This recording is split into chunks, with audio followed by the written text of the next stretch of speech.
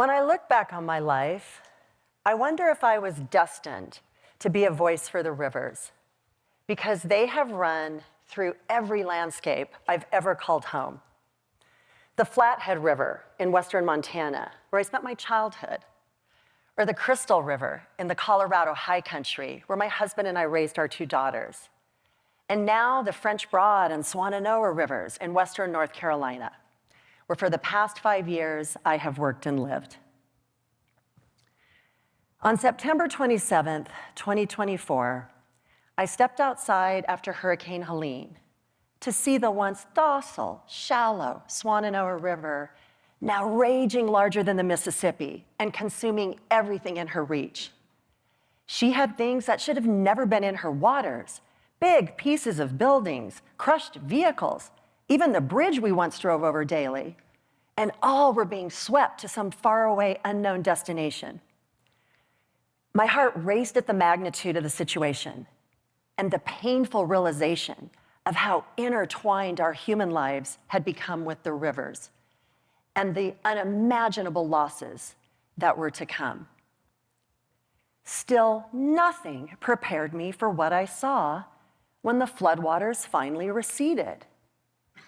The river's banks were ravaged, broken, and raw. The rivers themselves were no longer even recognizable to me. That was when my relationship with rivers forever changed. I'm the executive director of RiverLink, a 40-year-old Asheville-based conservation organization with a unique mission to promote both the environmental and economic vitality of the French Broad River and her watershed. In 1916, the French Broad and Swannanoa rivers experienced massive flooding, inundating all of Asheville and the surrounding region. And when I joined RiverLink, that event's high water mark was painted in our office doorway and greeted me daily at chest level when I went to work in the River Arts District. But I thought that event, that tragedy, was historical, belonging to another people and another time. I never imagined catastrophic flooding would define my personal life, let alone our work at RiverLink. I wasn't prepared, none of us were. You have to remember that before Helene, Asheville's rivers were celebrated for providing a high quality of life and for generating $3.8 billion annually to the region's economy through outdoor recreation and tourism. But in the wake of Helene, in the hard-hit community of Swannanoa, an entire swath of riverfront buildings was reduced to rubble, with their underground utilities now exposed. Or in Asheville's beloved River Arts District, multiple sections of Riverfront Greenway simply vanished into the water, leaving gaping holes behind. In all this wreckage, our hearts were broken for the unfathomable losses of the many lives and livelihoods to places we cherished simply gone. But we at RiverLink also felt an urgency to understand this devastation, not only to people and infrastructure, but to the rivers themselves. How much damage a flooding river causes or directly experiences is complex and multifaceted. It's dependent on geology, geography, and meteorology. But it's also directly tied to how much we overdevelop and compromise a river's banks.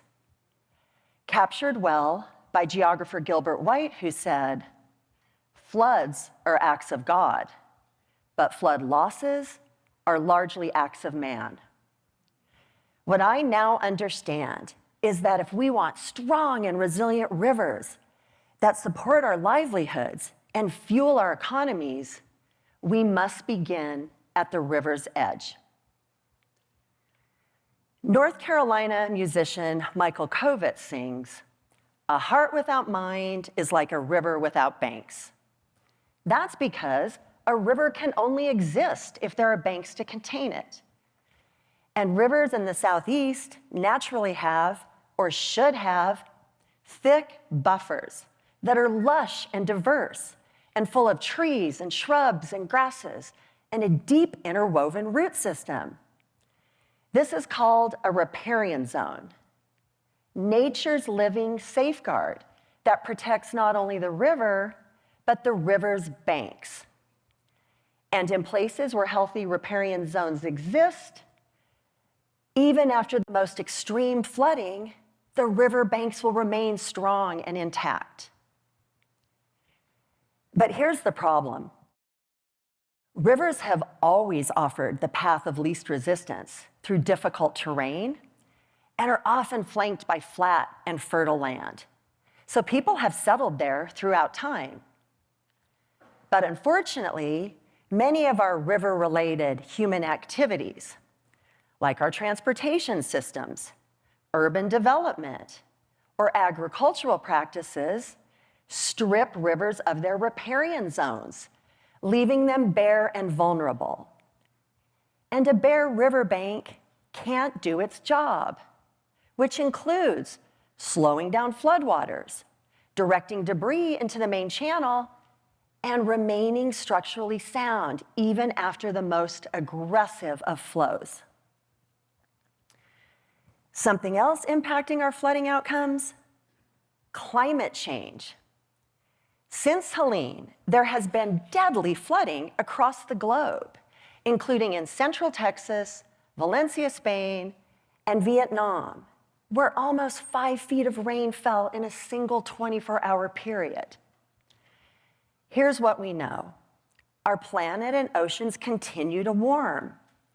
Storms are getting stronger and traveling farther, and they're dumping unbelievable amounts of rain. And sometimes, devastatingly, 2 completely independent weather events stack on top of each other, like with Helene, and oversaturate and break the watershed's back. All of this setting up the perfect storm of overdeveloped riverbanks colliding with extreme weather. And the result is what many of us are still living through in this post-Helene world. A shattered river system, infrastructure damaged or gone, ongoing disruption to our way of life, and the economies we've built on these rivers' backs are hanging precariously in the balance. In an ideal world, we could meet this perfect storm head on. But in reality, it feels nearly impossible. Because throughout the French Broad River watershed, or any region with a river network, private property abuts the water's edge throughout.